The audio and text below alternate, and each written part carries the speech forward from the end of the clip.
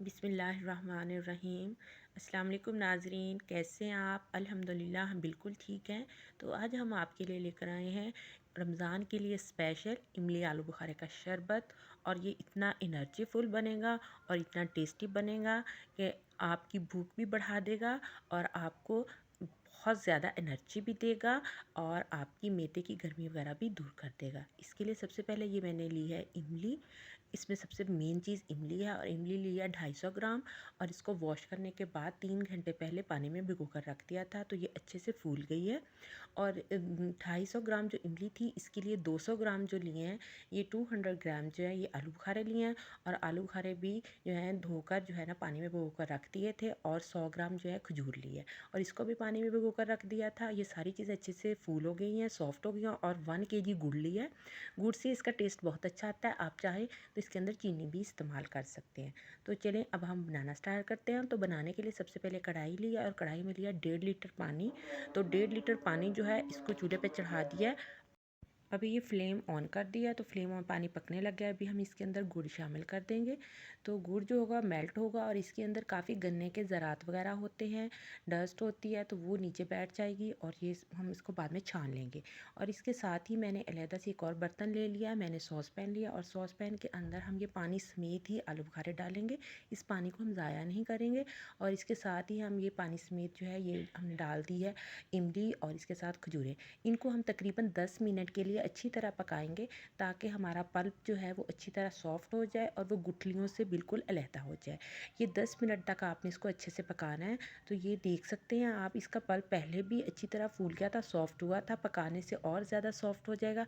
इसको 10 मिनट पकाने के बाद हम ऐसा करेंगे कि इसकी फ्लेम ऑफ कर देंगे और इसको ठंडा करके हम हाथ की मदद से इसकी गुठलियाँ अलहदा कर लेंगे। तो ये देखिए हमारा गुड़ जो है ये भी अच्छे से डिज़ोल्व हो गया है और पानी के अंदर। और आप देख सकते हैं आपको अंदर इसके ना काफ़ी ज़्यादा ज़रात नज़र आ रहे होंगे। तो हम ऐसा करेंगे कि अभी इसको 2 मिनट पका के हम इसकी भी फ्लेम ऑफ कर देंगे। और इसको थोड़ी देर ऐसे जब ये ठहर जाएगा तब हम इसको छानेंगे, ताकि इसके अंदर से सारे ज़रात भी निकल जाएं और जो इसके अंदर डस्ट के पार्टिकल्स वगैरह हैं वो नीचे कढ़ाई में बैठ जाएं। तो अभी इसको ठहराएंगे, ठहराने के बाद हम इसको छानेंगे। तो ये देखिए मैंने ना इसको जो है ना अभी ठहरा के जो है इसको छान लिया है। और ये देखिए माशाल्लाह से साफ़ सुथरा सा हमारा शरबत है। और इसको जो है छानने की रीज़न ये थी, ये देखिए छलनी में भी कितने ज़्यादा ज़रात आए हैं और नीचे कढ़ाई में भी डस्ट के पार्टिकल्स बैठे हुए हैं। तो अभी कढ़ाई को दोबारा वॉश करके अच्छी तरह उसके अंदर दोबारा से शरबत डालकर पकने के लिए रख देंगे। और इसके साथ ही जो पल्प अलहदा किया था, गुठलियाँ अलहदा कर ली, उस पल्प को मैंने अच्छे से ग्राइंड कर लिया है। तो आपने भी ऐसे ही इसको अच्छी तरह ग्राइंड कर लेना है, ताकि जो है इसके अंदर कोई ज़रात वगैरह ना बचे। और इसको ग्राइंड करने के बाद हम ऐसा करेंगे कि जो हमारा शरबत है उसको भी दोबारा से चूल्हे पे चढ़ा देंगे। फ्लेम ऑन कर दिया और ये पकने लग गया है। अभी इसके अंदर ये पल्प को शामिल करती जाऊंगी और मैं साथ साथ चम्मच चलाती जाऊंगी। इस तरह ये होगा कि ये इसके अंदर सारा अच्छी तरह मिक्स हो जाएगा। ये देखिए माशाल्लाह माशाल्लाह हमारा जो शरबत है बहुत अच्छी तरह जो है बन गया है। तो ये आपके सामने इसका कलर है, कितना कलरफुल है और ये इसका ओरिजिनल कलर है। मैंने कोई भी इसके अंदर आर्टिफिशियल कलर यूज़ नहीं किया। तो अभी इस लेवल पे मैं इसके अंदर 1 टेबलस्पून जो है वो काला नमक शामिल कर दूंगी। इससे इसका टेस्ट जो है वो बहुत ज़्यादा अच्छा हो जाएगा। अभी ऐसा है कि आपने इसकी जो फ्लेम है ना वो सेट कर देनी है। मीडियम फ्लेम पे आपने इसको पकने के लिए छोड़ देना है और आप अपने काम करते रहें। ये बिल्कुल भी उबलेगा नहीं। ये देखिए माशाल्लाह से कितना गाढ़ा हो गया है। हमने इसको तकरीबन आधा घंटा ऐसे ही पकाना है। आप अपने काम करते रहें और इसको छोड़ दें। ये इसको 15 से 20 मिनट पकते हुए हो गए हैं।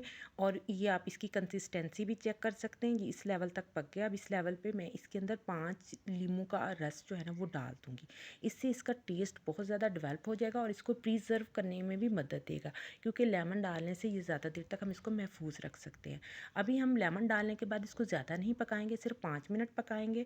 और 5 मिनट पकाने के बाद आप देख सकते हैं कि इसके अंदर किस तरह के ये बुलबुले बनने लग गए हैं। ये आपकी पकने की निशानी है शरबत की, कि आपका शरबत जो है ये बिल्कुल रेडी हो चुका है। और अभी हम इसके ऊपर उठा के इसको दोबारा जब इसमें डालेंगे तो एंड वाले कतरे जो हैं आपके वो एक दूसरे के साथ जुड़ के नीचे गिरेंगे। ये देखिए माशाल्लाह से एक दूसरे के साथ जुड़ के गिर रहे हैं। इसके ये है कि आपका शरबत जो है वो बिल्कुल रेडी है। अभी ये आर्टिफिशियल फ्लेवर के बगैर ही आपका जो है कोई भी इंग्रेडिएंट डालने बगैर 1 महीने तक ख़राब नहीं होगा। अभी ये मैंने इसको ठंडा कर लिया। ठंडा करने के बाद हम इसको बॉटल्स में फ़िल कर लेंगे।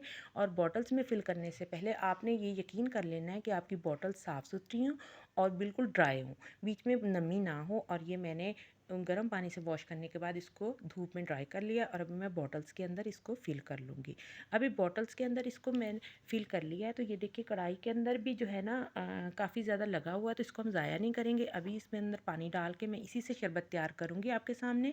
तो ये मैं इसके अंदर पानी डालूँगी। तो आपने ऐसा ख्याल रखना है कि 1 गिलास जो शरबत के लिए आपने 2 टेबल स्पून जो है ये शरबत के डालने हैं, तो आपका बहुत मज़ेदार सा टेस्टी सा शरबत तैयार हो जाएगा। गिलास में मैंने क्यूब्स डाले हैं और इसके अंदर ये शरबत डाल दिया। तो ये आप देख सकते हैं आपके सामने खट्टा मीठा एनर्जी फुल जो है इमली आलू बुखारे और खजूर का शरबत तैयार है। आप भी ज़रूर ट्राई कीजिएगा, इंशाल्लाह आपको रमज़ान में बहुत ज़्यादा मज़ा देगा और आपको हमारी आज की ये रेसिपी बहुत ज़्यादा पसंद आई होगी।